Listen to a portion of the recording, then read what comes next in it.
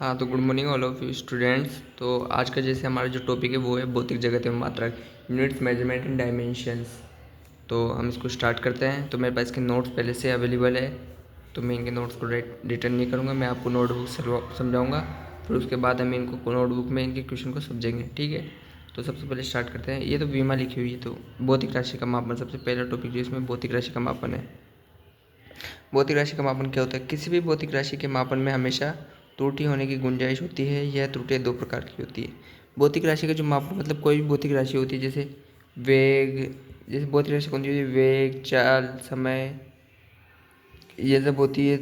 तो इन सब के मापन की एक विधि होती है ना। तो उसको क्या कहते हैं? भौतिक राशि का मापन। और इनमें जो त्रुटि आती है, मतलब जैसे किसी चीज़ का मान, जैसे किसी का अल्पमतांक, ये सब होते हैं जो मैं आगे समझाऊंगा भी आपको। उनके कारण त्रुटि आती है। तो ये दो प्रकार की त्रुटियाँ होती है, एक क्रमागत त्रुटि और एक यादृच्छिक त्रुटि। क्रमागत यानी सिंथेटिक एरर, और यादृच्छिक यानी रैंडम एरर, जो कभी भी आ जाती है। क्रमागत त्रुटि, यह त्रुटि हमेशा एक ही प्रकार की होती है। यह त्रुटि या तो वास्तविक मान में से ज़्यादा होगी या कम होगी, ठीक है। तो हम पहले इस त्रुटि को समझ लेते हैं। त्रुटि होती क्या है, मतलब क्रमागत त्रुटि होती क्या है? ये जैसे कोई भी चीज़ को हम मापते हैं, मान लो किसी वेग मापने के यंत्र में, किसी द्रव्यमान मापने के यंत्र में, तो उन सब में ये शुरुआत से ही होती है। ये तो किस क्या, या तो उसके वास्तविक जो वजन, जैसे कि 1.5 किलो का पदार्थ है तो 1 किलो 45 यानी 1 किलो 55 ग्राम दर्शाएगी, या फिर 1 किलो 45 ग्राम, मतलब 1 किलो 450 ग्राम दर्शाएगी, या फिर 1 किलो 550 ग्राम, 1 किलो 500 ग्राम नहीं दर्शाएगी। पर अब इसका बार बार, अब ये हम त्रुटि समझ लिए। अभी हम बात करते हैं इसके पॉइंट्स के बारे में। यह उपकरण के गलत आशंकन के कारण होती है। यानी किसी भी उपकरण होता है उसमें गलत आशंकन हो जाता है। जैसे उसमें -0.5 सेट हो, ये +0.5, तो माइनस प्लस से ये दोनों हो जाते हैं, ठीक है। मेथड या तकनीक की वजह से अगर सूत्र गलत हो, यानी जैसे ये कोई भी इलेक्ट्रॉनिक आइटम बनता है या फिर कोई भी मापन करने की वो बनती है विधि, तो उनमें अगर सूत्र गलत हो ना, उनमें भी सूत्र यूज होते हैं, चाहे इलेक्ट्रॉनिक हो या फिर फॉर्मूला, दोनों में सूत्र लगता है। तो अगर वो सूत्र गलत हो ना, तो उस चक्कर में गलत सेट हो जाता है। तो ये मेथड तकनीकी की वजह से होता है। थर्ड जो पॉइंट है, क्रमागत त्रुटि को प्रॉपर निरीक्षण करके हम इसको न्यूनतम एवं नष्ट कर सकते हैं। इसमें जो पॉइंट दिया गया है हमारे पास, क्रमागत त्रुटि होती है ना, ये जो मैं आपको सिंथेटिक एरर पढ़ा रहा हूँ, इसको हम बार बार प्रॉपर निरीक्षण करेंगे ना इसका। जैसे कि हमने 5 बार उसी वजन, एक ही वजन का मान निकाला, फिर उसको डिवाइड, हाँ भाई 5 बार मान निकाला है तो उनको 5 से डिवाइड करा, तो उसके बाद जो मान आएगा वही उसका वास्तविक मान होगा। इस प्रकार से हम सिंथेटिक त्रुटि को ख़त्म कर सकते हैं। अगली जो हमारे पास है वही यादृच्छिक त्रुटि। यादृच्छिक त्रुटि यानी रैंडम एरर। रैंडम एरर क्या होती है? इस प्रकार की त्रुटियों का कारण पता नहीं होता है। यह उपकरण के अल्पमतांक के कारण हमेशा ही होती है। इन त्रुटियों को हम ख़त्म नहीं कर सकते हैं, तो इनको हमेशा वैज्ञानिक तरीके से न्यूनतम किया जा सकता है। अब पढ़ते हैं क्या बता रहा है। इस प्रकार की जो त्रुटियाँ होती है ना, इनका कारण पता नहीं होता है। मतलब याद, रैंडम एरर का कोई कारण पता नहीं होता है। पदार्थ की जो गलत अल्पमतांक कारण शुरुआत से ही होती है, ठीक है। इनको हम नष्ट नहीं कर सकते, पर इनको हम न्यूनतम कर सकते हैं। और हमें पता भी नहीं चलेगा कि ये कितनी त्रुटि है, कितनी ज़्यादा है, कितनी कम। पर हम बार बार जैसे 5, 7, 8 बार इनका प्रॉपर निरीक्षण करके जो हमारे पास मान निकटतम आएगा उसको हम करेंगे। और किसी भी मापन में यादृच्छिक त्रुटि को कम करने के लिए उसका मापन कम किया जाता है। जितना बार हम मापन करेंगे उसके अंतिम परिणाम उतने कम होंगे। तो मैं आपको एक नोटबुक में इस यादृच्छिक त्रुटि के बेसिस पे क्वेश्चन जो आता है वो मैं आपको एक नोटबुक में समझा देता हूँ। तो पहले मैं नोटबुक लेता हूँ, एक खाली पेज, ठीक है। ये ऊपर तो जो कल का सिलेबस है वो है। तो हम क्वेश्चन समझते हैं। जैसे कि हमारे को एक किसी चीज़ में, पदार्थ में यादृच्छिक त्रुटियाँ दे दी गई कि हमारे को उस पदार्थ के 6 बार मापन किया गया है। अब पहली बार है 6.2, 6.7 सेकंड बार, 6.5, 6.9, 6.3 और 6.6, ये मान आए गए। तो हमारे से पूछ दिया गया इसका वास्तविक मान निकालो। वास्तविक मान कैसे निकालेंगे? सबका योग करेंगे। सबसे पहले हम 6.2 plus 6.7 plus 6.5 plus 6.9 plus 6.3 plus 6.6 divide by 6 हो जाएगा। तो अभी इनका जल्दी से आप 15 सेकंड में योग, मतलब 10 सेकंड में योग करके बताओ।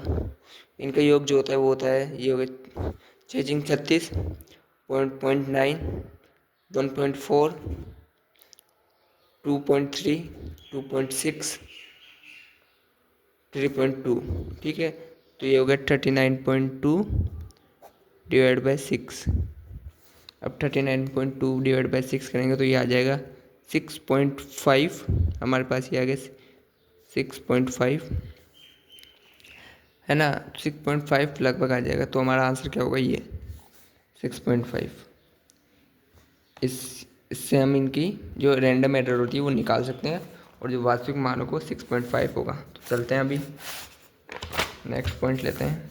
जैसे मैंने यहाँ पे वास्तविक मान के बारे में सोल्व भी कर रखा है, ये इसी टाइप का क्वेश्चन है, इसको आप घर से कर लेना एक बार, मैं अटैच कर दूंगा। वास्तविक मान ट्रू वैल्यू है, मैंने भी आपको जो समझाया वही है। ठीक है, किसी भी मापन में हम दो शब्दों का उपयोग बहुत ज़्यादा करते हैं, मतलब ये तो एक समझने के बेसिस पे दे रखा है, यथार्था और वियोजन। यथार्था मतलब यथार्थ किसी भी राशि के मापन को उसके वास्तविक मान के लिए करते हैं, मतलब एक्यूरेसी जो होती है ना उसको यथार्थ कहा जाता है हिंदी में। वियोजन प्रिसिशन।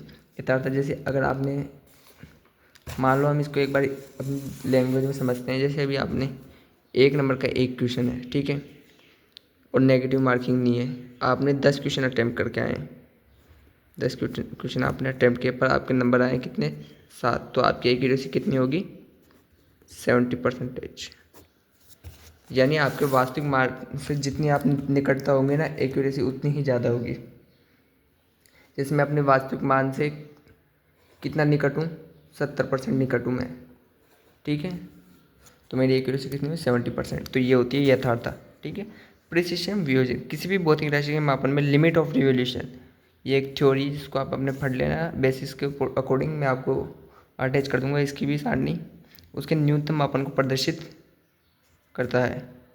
प्रिसिजन मापन करने वाले उपकरण का मापन करता है अल्पमतांक, जितना कम होगा उसका मापन उतना ही कम होगा।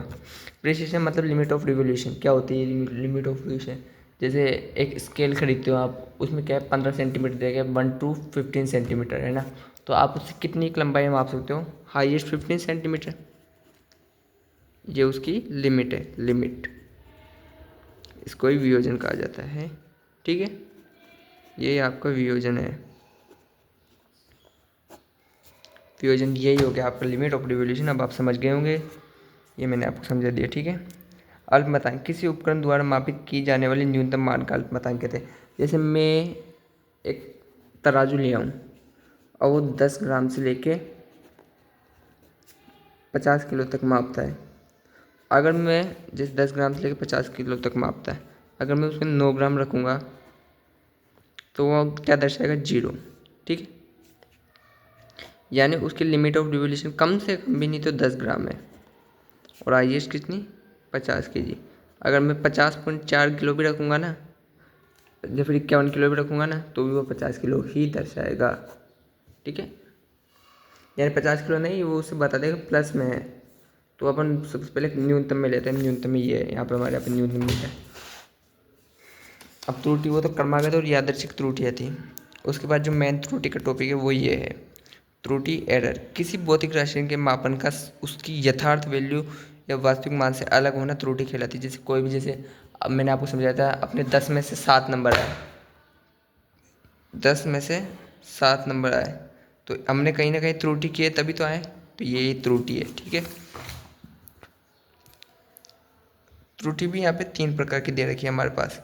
क्रमागत और यादृच्छिक त्रुटि अलग है, और एक त्रुटि अलग होती है, ये त्रुटि जैसे एब्सोल्यूट एरर, रिलेटिव एरर और परसेंटेज एरर क्या होती है, ये तीनों मैं आपको समझाता हूँ। फर्स्ट जो हमारे पास है, अपेक्षित त्रुटि। अपेक्षित त्रुटि क्या होती है, किसी भी भौतिक राशि के मापन के, मतलब किसी भौतिक राशि के मापन या उसके वास्तविक मान के अंतर को अपेक्षित त्रुटि कहते हैं। यह हमेशा धनात्मक होती है। मतलब कोई भी भौतिक राशि होती है जिसका वास्तविक मान 10 है पर उसका मान 8 ही आ रहा है, तो उसमें कितनी एरर हुई, 2, तो उसको क्या बोलेंगे, अपेक्षित त्रुटि। ठीक है, यहाँ से आप समझ गए। और ये हमेशा पॉजिटिव होता है, चाहे अगर नेगेटिव हो तो भी उसमें, जैसे किसी भौतिक राशि का वास्तविक मान 10 है पर उसका मान 12 आ रहा है, तो उसमें कितनी त्रुटि है, 2। ये चाहे ज़्यादा हो या कम हो, इसको हमेशा धनात्मक में लेंगे। ठीक है, नीचे हमारे पास आगे रिलेटिव एरर सापेक्षिक त्रुटि। सापेक्षिक त्रुटि क्या होती है? किसी भी भौतिक राशि के अपेक्षित त्रुटि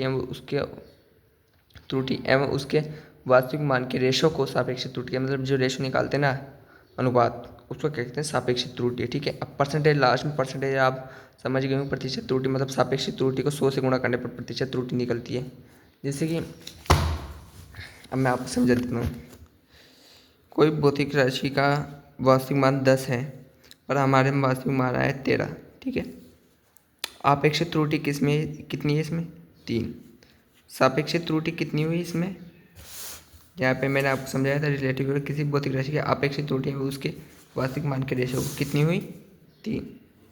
ठीक है, फिर इसको 3 से गुणा कर, मतलब 100 कर दो तो कितनी परसेंटेज आ गई? अगर 30% त्रुटि आ गई। ये हो गई प्रतिशत त्रुटि। ठीक है, परसेंटेज आपने समझ ही लिए होंगे। ये एक क्वेश्चन है, आप चाहो तो वीडियो पॉज करके इसको नोट कर लेना, मैं अटैच कर दूंगा। अपेक्षित त्रुटि यहाँ पे क्वेश्चन समझा रखे हैं। ये आप एक नोट करने वाली लैंग्वेज दे रखे हैं यहाँ पे। लंबाई के मापन की अपेक्षित त्रुटि उसके हर मापन की अपेक्षित त्रुटि का माध्य होती है। माध्य का तरीका मैंने अभी आपको जो क्वेश्चन समझाया था उसको माध्य का तरीका कहा जाता है। अब बात कर लेते हैं हम निरपेक्ष त्रुटियाँ और सापेक्ष त्रुटि की। क्या होती है निरपेक्ष त्रुटि और सापेक्ष त्रुटि? जैसे हमारे पास दिया हुआ है यहाँ पे 10 ± 0.2 सेंटीमीटर, तो इसमें निरपेक्ष त्रुटि ज्ञात करें। तो सापेक्ष त्रुटि हमें से निरपेक्ष त्रुटि इसमें है 0.2, यानी 0.2 प्लस भी हो सकता है माइनस भी हो सकता है। ठीक है, और सापेक्ष त्रुटि मैंने आपको बताई थी 0.2/10 क्रॉस 100 यहाँ पे कर रखा है इसने, यहाँ पे मतलब 2% एरर है ये, है ना, क्योंकि 10 का कितना परसेंटेज है? ये 2। 10 का कितना परसेंटेज है? 0.2, 2% एरर है यहाँ पे। ठीक है, त्रुटियों का बीजगणित योग व्यकलन, ये फॉर्मूला है A=AM + delta AM, B=BM + delta BM। मैं आपको लैंग्वेज में समझा देता हूँ। जैसे आपको दो चीज़ें दे दी गई, जैसे 10 ± 0.3 + 7 ± 0.6, योग करो। आपको योग करना पड़ेगा। ये होता है अपना, जैसे हम इसको A मान रहे AM, और ये होगा डेल्टा AM। ठीक है, ये BM, ये डेल्टा BM। यहाँ पे बेसिक से फॉर्मूला दे रखे हैं, यहाँ पे डायरेक्ट आप पुट कर दो वैल्यू। ये आपके ऊपर 17 ± 0.9। जो पॉइंट में जो संख्या होती है जो प्लस माइनस के आगे आती है, जो मतलब जो प्लस माइनस के पीछे आती है ना, जैसे ये पीछे आ रही है, इसको हम कहेंगे डेल्टा, और ये नॉर्मल में। ठीक है, इनका माइनस का भी ये फॉर्मूला है। ये है गुणा और भाग की फॉर्मूला। डेल्टा RM बटे, ये तो वो है मतलब फैसिलिटीज़, मतलब क्या बोलते हैं उसको, फॉर्मेलिटीज़। डेल्टा AM बटे AM + डेल्टा BM बटे BM, ये गुणा भाग की फॉर्मूला है इसके। ये यहाँ पे क्वेश्चन दे रखा है, आप नोट कर सकते हो इसको। Find BL and B/L। ठीक है, यहाँ पे नेक्स्ट टॉपिक है त्रुटि जब गुणनफल और भागफल में घातांक की पावर हो, जैसे R = A × A = A²। ठीक है, घातांक के केस में सापेक्ष त्रुटि ज्ञात करने में घातांक को उस राशि की सापेक्ष त्रुटि से गुणनफल कर देते हैं।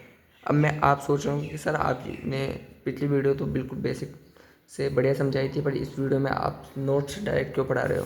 क्योंकि ये जो मैं आपको टॉपिक बता रहा हूँ इसकी मेरी एक प्रीवियस वीडियो जो 3-4 दिन पुरानी है, वो वीडियो प्रीवियस में ही है। उस टाइम शेड्यूल मैंने पोस्ट नहीं किया था, तो मैंने उस वीडियो को पहले ही बना लिया, तो पोस्ट कर दिया था YT चैनल पर, तो आप उस वीडियो को वहाँ से देख सकते हो और इस वीडियो को भी देख सकते हैं। तो पहले आप ये वीडियो देख लो ताकि आपको पूरा हमें समझ में आ जाए चैप्टर में क्या क्या है, कौन कौन सी चीज़ें हमारे पास आएगी, और कोई भी टॉपिक आपको सही समझ में नहीं आ पाए तो उसको कमेंट कर देना। मैं उस पर अलग से टॉपिक के ऊपर, जैसे मैंने विमा के ऊपर वीडियो बनाई थी ना, MLT के ऊपर, वैसे मैं उस टॉपिक के ऊपर एक डिटेल वीडियो बना दूंगा। ठीक है, ये हमारे पास ये तो क्वेश्चन है। ठीक है,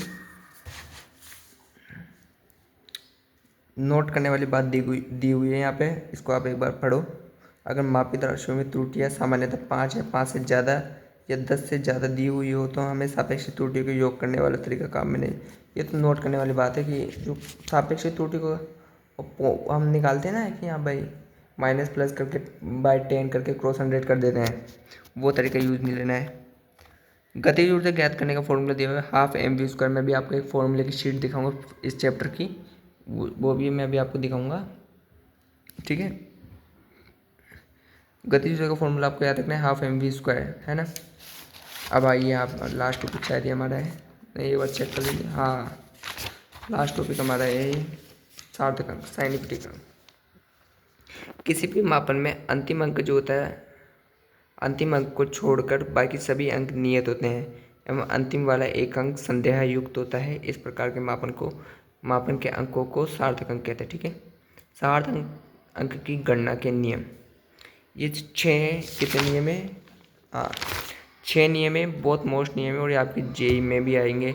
मैं आपको बता दूँ, हर साल फिक्स से 10 शिफ्ट में से 2 शिफ्ट में इसके क्वेश्चन पूछे जा रहे हैं, तो ये क्वेश्चन पक्का आएगा। ठीक है, सभी नॉन जीरो अंक सार्थक अंक होते हैं। ठीक है, 2 नॉन व जीरो के बीच आने वाले अंक सार्थक अंक होते हैं। जैसे 2 नॉन अंक है, अब मैं आपको समझाऊँ कैसे।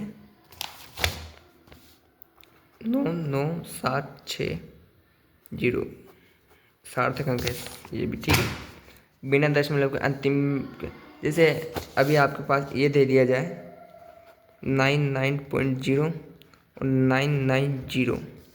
ठीक है, जैसे मान लीजिए 0 नहीं दिया जाए, ये क्या है 99 और ये भी 99। ठीक है, दोनों 99 है, पर इसके सार्थक अंक सिर्फ 2 है, इसके 3 है, क्योंकि यहाँ पर दशमलव की जो पॉइंट होता है उसके साथ 0 दे रखा है, तो इसलिए इसको सार्थक अंक में गिनेंगे। अगर संख्या 1 से कम हो तो प्रारंभ में आने वाले सभी शून्य सार्थक नहीं होते। ठीक है, अगर कोई संख्या 1 क्रॉस 10 की पावर b के रूप में प्रदर्शित है तो उस संख्या में a में जितने सार्थक अंक है ना, वही सार्थक अंक कहलाएंगे। 10 या 10 की पावर में सार्थक अंक नहीं कहलाएगी। ठीक है, ये क्वेश्चन थे सार्थक अंक का बीजगणित। जोड़ और बाकी के लिए फाइनल रिजल्ट में दशमलव में न्यूनतम सार्थक अंक होंगे जो कि किसी भी संख्या के दशमलव के साथ होते हैं। जैसे ये अब क्वेश्चन से 140.26 प्लस 22.4, तो सिर्फ इसमें ये जॉइंट हुआ है। ठीक है, तो कितना हुआ है 6.6।